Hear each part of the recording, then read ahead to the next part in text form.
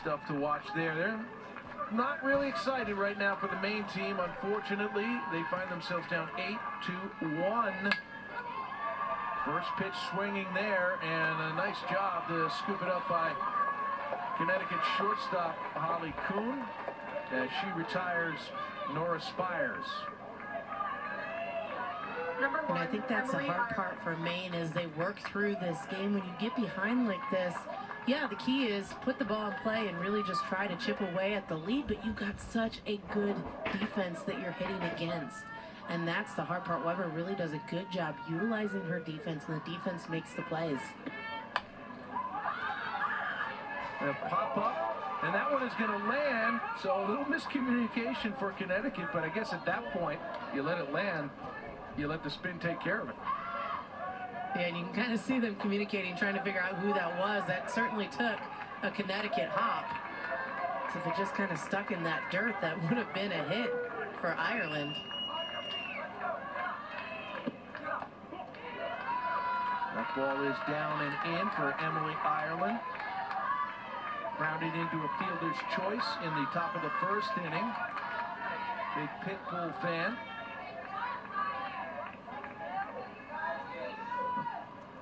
Maine finds themselves in the spot that all of Connecticut opponents have found themselves in.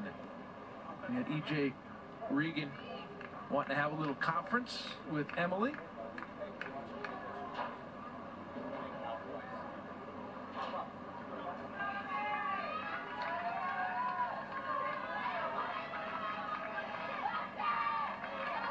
Coach Regan, really the task at hand right now is just to remind his team to enjoy the game, to love what they do. Mic'd up in the break, we heard him say, softball's fun, let's just go get it. Aggressive swinging at 1-1 and fouling it off. Top of the fourth inning. Jenny, you would think that Maine is going to need something out of this inning because Connecticut already with a 7-run lead, and we'd have to start thinking about 10-run rule come the bottom of the fourth if Maine cannot cut into that lead at least a little bit. Yeah, and I think the hard part for Maine is that they're kind of built to push a few runs across here and there. I don't think that they're looking to have or have had a large inning like we just saw Connecticut have. And because of that, that makes that deficit to me feel a little bit bigger than it is. Not to say that it couldn't happen, but it is something that contagious hitting really has to kick in for Maine. Ireland, hard ground ball to second base, handled by Audrey O'Connell for the second out of the inning. Number 99, Maris Wilson. You have to realize, too, there's only one strikeout in this game. So these Maine hitters are hitting the ball well. This one was hit hard, but right to O'Connell that made a great play, or an easy play, I should say. And so when you have that situation where you're hitting the ball hard, but it's coming right at the defenders, and the defenders who are playing well, it's really hard to kind of get in that groove. So 2 out, nobody on for Maris Lopresti. As Grace Weber just continues to be in or around the zone. She's walked 2 batters today, but only giving up the 1 hit and the 1 run that came in the top of the first inning. Maris walked her first time up. Her favorite athlete is her sister Catherine, who was on this very Bonnie Eagle Little League team from Buxton, Maine in last year's regional. So back-to-back state champions for Bonnie Eagle, and big sister Catherine was on that team, and that's her favorite player. I'm sure Catherine's very proud of little sister Maris, especially with a .500 batting average and the 5 RBIs in this region. And she's taken all the way on 3-0. I'll tell you, Mark, I have an older sister myself, and I think some of the benefit of having that and having that be your hero is that you've seen them have some success, and you want to be just like them. Maris fouls that one off as Grace Weber working her way back from a 3-0 count. It's the first batter that she has started at 3-0.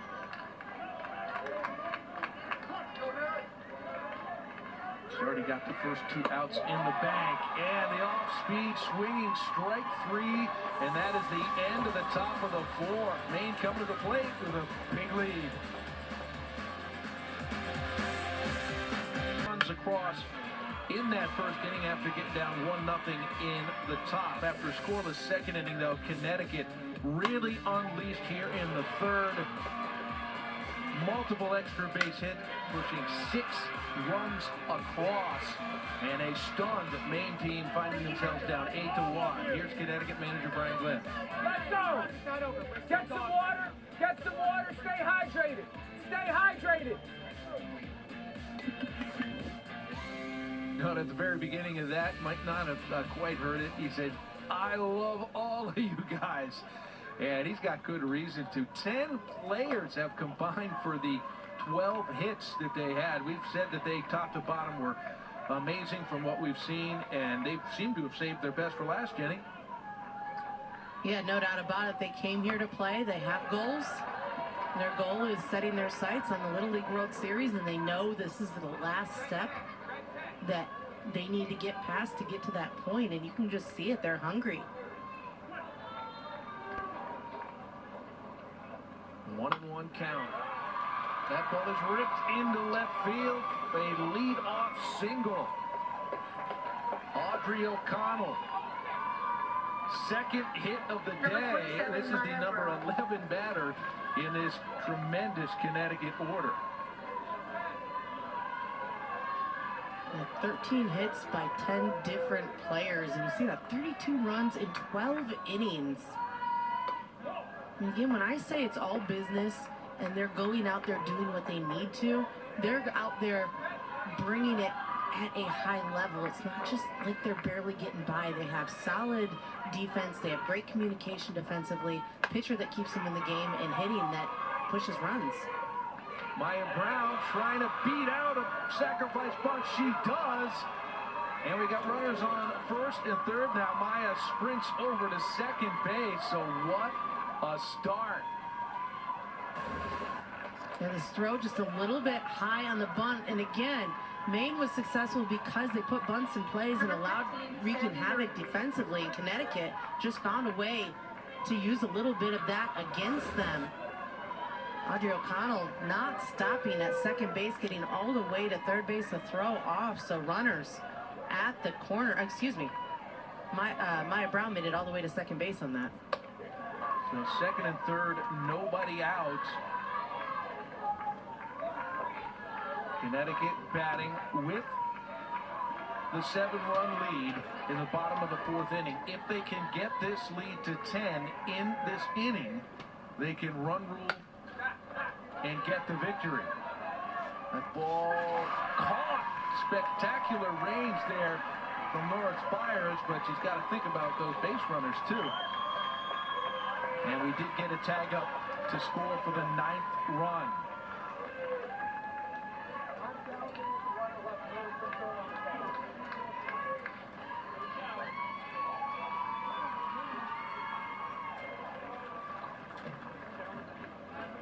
And now we've got a timeout here. Maybe reviewing whether the runner left third base early. We'll have to take a look at that. You know, first, I think it was a solid catch by Spires. She covered a lot of range. She was able to keep that ball, squeeze it in her glove. So solid catch there, but you're right. In order to be able to score from third base on a pop fly, you cannot leave the base until that ball has been caught. If you leave too early, the defense can go back, tag third, and you'd be out. So considering where this game is, makes sense to review that and make sure that it's called correctly.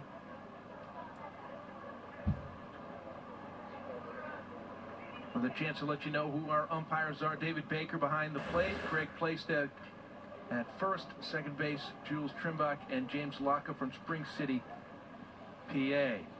Well, we didn't have both the runner and the person catching the ball, Nora Spires, in the same frame. But it wasn't And as they look at it, we're getting the word that it is not a reviewable play. So the play will stand. Goes a sacrifice fly.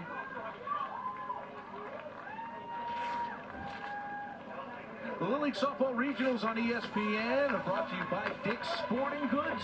Every season starts at Dick's.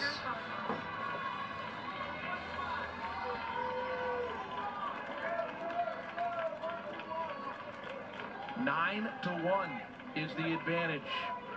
And a potential 10th run on third. Marina Cosmos taking ball one. Regan throwing a change up there, Mark. We haven't seen that very often, but I think when you have hitters that are hitting so well, you've got to introduce a second speed.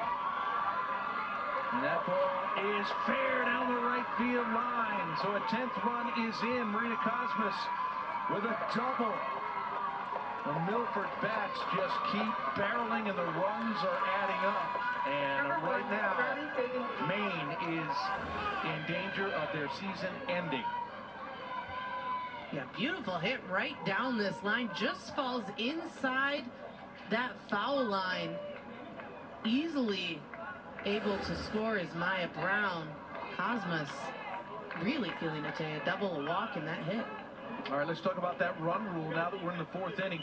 A 10-run lead after 4 innings is enough to end the game via the run rule, and Connecticut is 1 run away from doing just that. In the bottom of the 4th inning, just 1 out.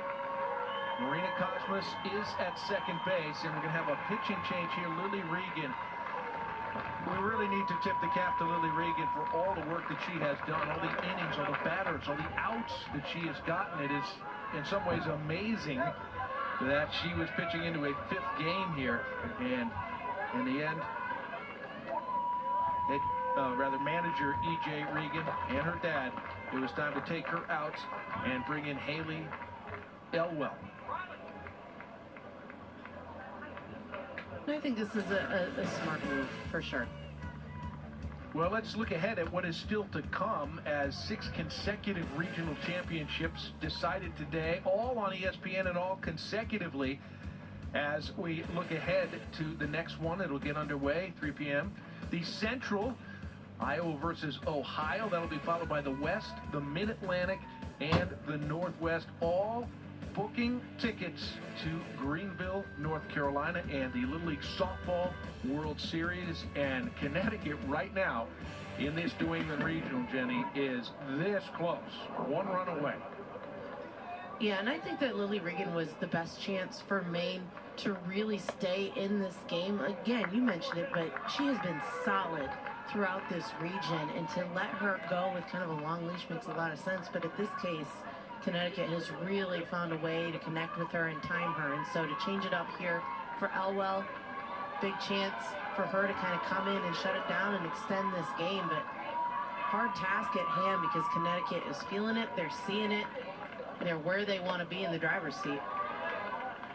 So Haley Elwell in the unenviable position here with the New England Regional Championship winning run on second base, 1 out, and facing Riley Fagan Davis, who grounds it to shortstop. Spires gets the out. Cosmos goes to third with 2 outs. That is the New England Region Championship run right there, 60 feet away with 2 outs. A great defense by Spires. Looked back. Cosmos, but then made the throw, and it still gave Cosmos enough time to get all the way to third base. And how fitting is it to have Fagan Davis and Springo as the 2 batters that can work to try to score that run when they're the 2 that have been in the Little League World Series last year. That ball hit in the air to center field. Underneath and making the catch is Lila Boudreau. Not yet, Connecticut.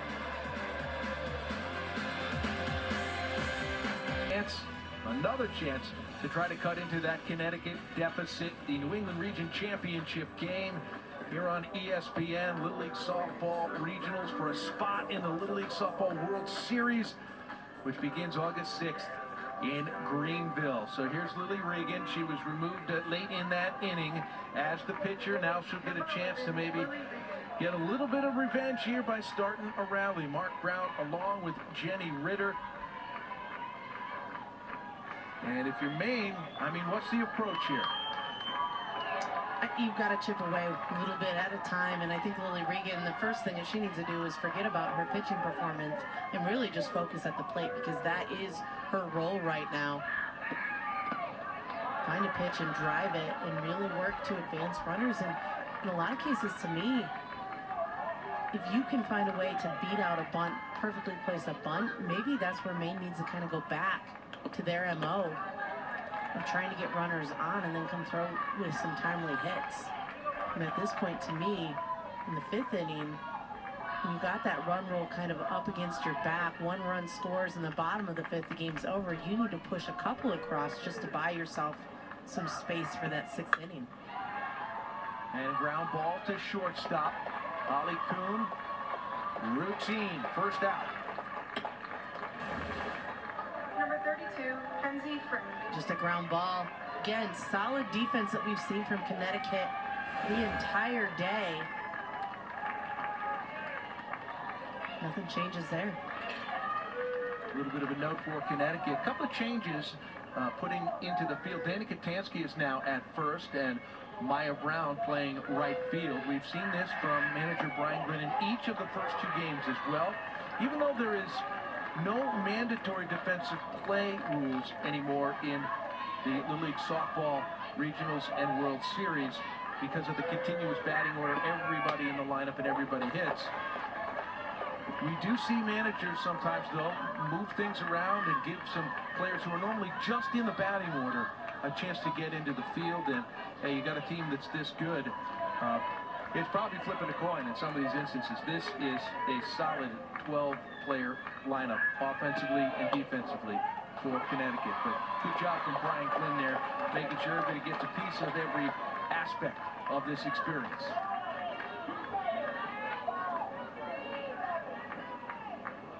Kenzie Frank at the plate.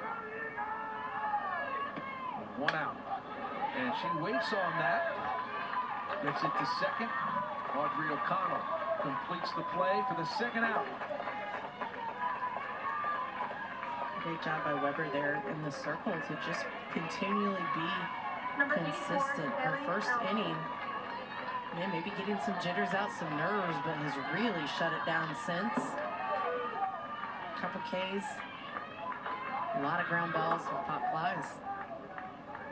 Haley Elwell, 2nd at bat of the game after flying out to center field in the 2nd. Takes low for ball 1.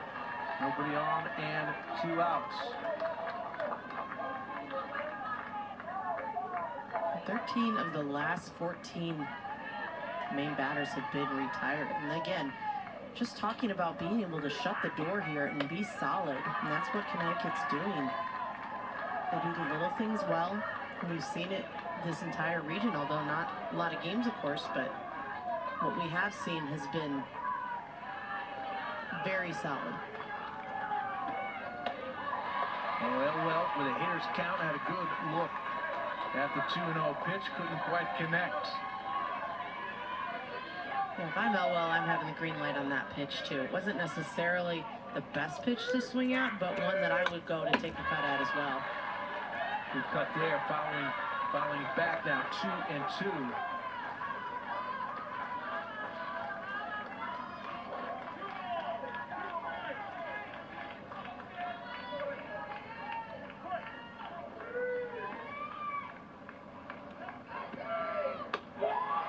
Swing and a miss for strike 3. So Connecticut will come to the plate with a chance to close this out.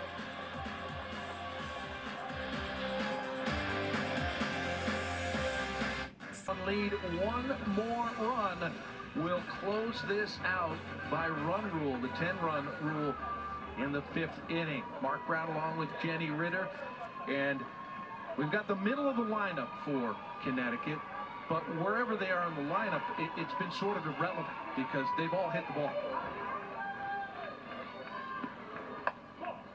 Danny Katanski is one of those. She has gotten hits in both of her at-bats, single, double, RBI, 2 RBIs and scored a run. And she puts that one high into short left field. And what a play, Nora Spires. That's the second one in 2 innings she's made. Yeah, she's been phenomenal at getting those pop flies. Those have not been easy for her to kind of cover some range and have to get this in a glove. We've seen these dropped and missed a lot in this region. And Spires just does a great job tracking it down, keeping her eyes on the ball, glove underneath it, and making the catch. That's going to bring up Kaylee Glenn. Her dad, Brian, is the manager of this Milford Little League team that has won Connecticut State Championship after Connecticut State Championship. There's Brian.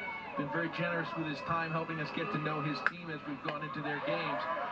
Hard one hopper, back to Haley Elwell, gets the quick out. So the first 2 outs recorded. Number 23, Holly Coon. Yeah, Elwell really stopping this Connecticut offense so far from really connecting. But you have to realize, first time through the lineup, seeing Elwell, they kind of have to adjust. And it's kind of what you're seeing is that they're putting the ball in play, but maybe not squaring up as solidly as they have in the previous innings. Holly Coon's already got a single today in that 2-run first inning. Now up 2-0 in the count. You got to give Maine some credit here. This thing was spiraling out of control. It looked to be going run rule in the 4th inning. They made some plays to keep it where it is, and they've given themselves chances. Can they do it again and get at least 3 more outs at the plate if they can get out of this one with no damage?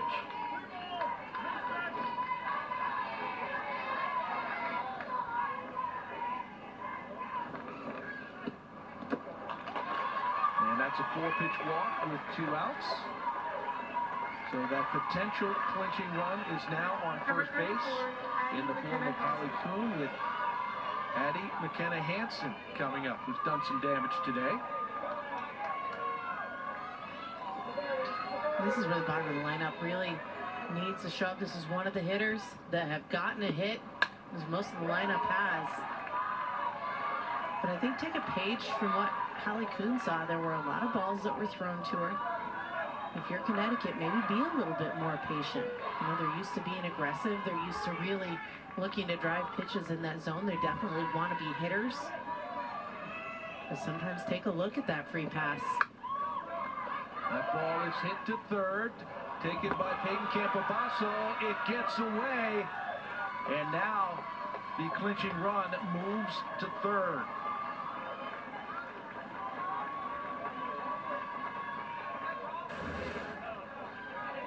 This ball, again, clean defense has to be done to go and beat Connecticut. That throw just off. McKenna Hansen safe.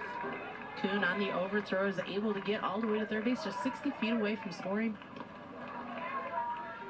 And that ball sneaks away. How aggressive are you at third base right now if you are Brian Glenn, the manager and third base coach, with this winning run 60 feet away? I think, you know, you've got those 2 outs, but you want to be aggressive.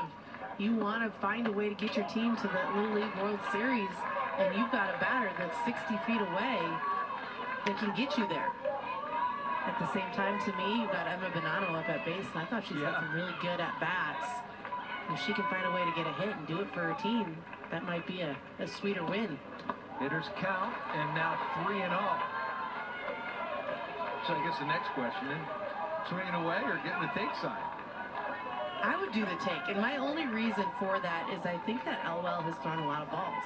And like I said, if you're really trying to take advantage of situations. Ground ball to shortstop, Spires. Oh, the ball dropped at first base, so the clinching run has come in. And Connecticut, for the 2nd straight year, are your New England Region champions.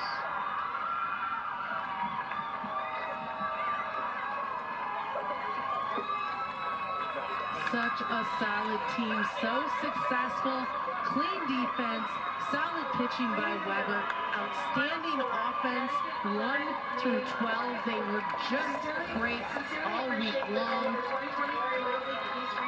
And it's just a miscue on defense. Again, you've got to play clean defense to beat Connecticut. And the aggressiveness that these base runners had, they were able to find a way to score a run on a miscue, a run that mattered and brought them to the Little League World Series. And one note from Maine, who played 5 games this week here in Bristol, got themselves from the elimination bracket after the first game and all the way back to the championship game. So congratulations to the Maine State champions from Bonnie Eagle Little League in Buxton, Maine. What a season you've had. Tip of the cap to you. But your champions by a final score of 11-1 after 5 innings. Connecticut over Maine. They advance to the Little League World Series in Greenville, North Carolina. I'm Mark Brown for Jenny Ritter and our entire crew. That's going to be it from Bristol, Connecticut. We're going to get you back to the studio now with Victoria Arlen and Michelle Smith. Thanks for watching. Connecticut, you're going to Greenville.